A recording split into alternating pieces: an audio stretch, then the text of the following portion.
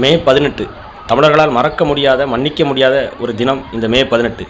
2009 இலங்கையில் போர் சூழல் நடந்து கொண்டிருக்கும்போது அங்கே இருக்கக்கூடிய இலங்கை பயங்கரவாதத்தை, அதாவது சிங்கள பேரினவாதத்தை, சிங்கள பயங்கரவாதத்தை எதிர்த்து அந்த மண்ணின் விடுதலைக்கு வேண்டி போராடிய மக்கள், போராளிகள் என 1,75,000 தமிழர்கள் கொன்றொழிக்கப்பட்ட தினம் இந்த தினம். இதை அங்கே செய்தது சிங்கள பேரினவாதம். அந்த சிங்கள பேரினவாதத்திற்கு, சிங்கள பயங்கரவாதத்திற்கு உதவியது நம் நாட்டில் நாம் தலையில் வைத்து கொண்டாடிய இந்த திமுகவும் காங்கிரஸ் கட்சி தான். இவங்க 2 பேரும் சேர்ந்து தான் அங்கே இருக்கக்கூடிய இனப்படுகொலை செய்தது. அதுக்கு காரணம் அவங்க 1008 காரணம் சொல்லலாம். ஆனால் இன்றைக்கு தமிழர்கள் நாம் இந்த இடத்தில் ஒன்றை புரிந்து கொள்ள வேண்டும். என்ன புரிந்து கொள்ள வேண்டும்னா, அங்கே நடந்தது இனப்படுகொலை. அங்கே ஒரு உள்நாட்டு போர் மட்டும் கிடையாது. அங்கே முற்றுமுழுதாக நடந்தது தமிழர்களுக்கு எதிரான, தமிழ் இனத்தை அழித்து ஒழிப்பதற்கான இனப்படுகொலை. உலக வல்லாதிக்கத்தால் அவ்வளவு பெரிய இனப்படுகொலை நடத்துவது உலகத்தில் யாராலையும் ஏற்றுக்கிட முடியாது. எந்த இனத்திற்கும், உலகத்தில் இருக்கக்கூடிய எந்த இனத்திற்கும் இப்படிப்பட்ட ஒரு பேரழிவு, இப்படிப்பட்ட ஒரு இனப்படுகொலை உலகத்தில் எங்கேயுமே நடந்தது. அந்த மக்கள் கேட்டது சுதந்திர ஈழம், தனி ஈழம் தான் கேட்டாங்க. ஆனால் அந்த நாட்டில் இருக்கக்கூடிய அந்த அரச பயங்கரவாதம் அந்த மக்களை அவ்வளவு கொடுமை செய்து கற்பழித்து உலகத்தினால் தடை செய்யப்பட்ட அத்தனை நச்சுக்குண்டுகளையும், பாஸ்பரஸ் குண்டுகளையும் பயன்படுத்தி அந்த மண்ணினுடைய மக்களை அழித்து ஒழித்தார்கள். அதற்கு உறுதுணையாக நின்றது இந்தியாவை அப்போது ஆட்சி செய்த காங்கிரஸ் என்கின்ற கட்சி. இங்கே இருக்கக்கூடிய திமுக, இவர்கள் இங்கே கூட்டணியில் இருந்தாங்க. காங்கிரஸ் திமுக கூட்டணியில் இருந்தாங்க அந்த 2009 போர்ச்சூழல் காலகட்டத்தில். அப்போ இதையெல்லாம் பேசுவதற்கு ஒரு கட்சி தேவைப்படுது. அதைத்தான் நாம் தமிழர் கட்சி தொடர்ச்சியாக செய்து கொண்டிருக்கின்றது. நாம் தமிழர் கட்சி மீதும் சில விமர்சனங்கள் வருகிறது. அவர்கள் ஈழத்தை பற்றியே பேசிக்கிட்டு இருப்பாங்க. ஈழத்தை பற்றி பேசினா அங்கே இருக்கக்கூடிய தமிழர்கள் இவர் சீமான் அவர்களுக்கு பணம் கொடுக்காங்க. அப்போ நீங்கள் நாளையிலிருந்து நீங்கள் பேசுங்க, உங்களுக்கும் கோடி கோடியாக பணம் வரும் இல்லையா?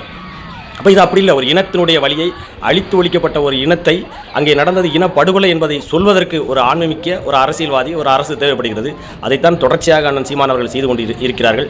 ஈழம் எங்களுக்கு பிழைப்பல்ல, ஈழம் எங்களுக்கு உயிர் என்பதை இங்கே இருக்கக்கூடிய தமிழர்கள் புரிந்து கொள்ளணும். ஆனால் இதில் ஒரு காலக்கொடுமை என்ன அப்படின்னு பார்த்தீங்கன்னா, எந்த இனத்தை, நம் இனத்தை அழித்து ஒழிப்பதற்கு எந்த கட்சி முற்றுமுழுதாக அந்த சிங்கள பேரினவாதத்தோடு துணை நின்றதோ காங்கிரஸ் கட்சி, அதே காங்கிரஸ் கட்சி இன்றைக்கு தமிழ்நாட்டினுடைய முதலமைச்சராக இருக்கக்கூடிய விஜய் அவர்களுக்கு ஆதரவு தெரிவித்து, அவருடைய ஆதரவில் தான் விஜய் அவர்கள் ஆட்சி அதிகாரத்துக்கு வந்திருக்காங்கன்னா, இப்போ இவங்க என்ன கூட்டு சதி செய்கிறாங்க அப்படிங்கிறத நீங்கள் புரிந்து கொள்ளணும். இது தமிழர்களுக்கு ஆதரவான ஆட்சி செய்கிறாங்களா, இல்லை தமிழர்களுக்கு எதிரான ஆட்சியை செய்கிறார்களா அப்படிங்கிறத நீங்கள் புரிந்து கொள்ளணும். நீங்கள் ஒரு மேலோட்டமாக ஒரு விஷயத்தை புரிந்துக்கிட்டாலே உங்களுக்கு தெரியும். எப்படி அப்படின்னு பார்த்தீங்கன்னா, இங்கே தமிழர் நாட்டில் தமிழக முதலமைச்சராக இருக்கக்கூடிய விஜய் அவர்கள் காங்கிரஸோட கூட்டணி வச்சுக்கிறார். அங்கே இருந்து ஒரு எம்பி அவர் என்ன பண்ணுறாரு அப்படின்னா, காங்கிரஸுக்கு ஆதரவாக சீமானுக்கு எதிரான விமர்சனங்களை பண்ணுறாரு. அது ஒரு பக்கம் இருக்குது. இதில் இன்னொரு விஷயம் என்ன அப்படின்னா, நாம் தமிழர், அதாவது விஜய் அவர்களுடைய தமிழக வெற்றி கழகத்தினுடைய எம்எல்ஏ, சட்டமன்ற உறுப்பினர்கள், அவர்கள் எல்லாத்தையும் பார்த்தீங்க அப்படின்னா முக்கால்வாசி தமிழர்கள் கிடையாது. அவர்கள் எல்லாம் பிறமொழியாளர்கள். இப்படிப்பட்ட சூழ்நிலையில் இருக்கக்கூடிய இந்த அரசியலை தமிழர்கள் உள்வாங்கிக் கொள்ள வேண்டும்.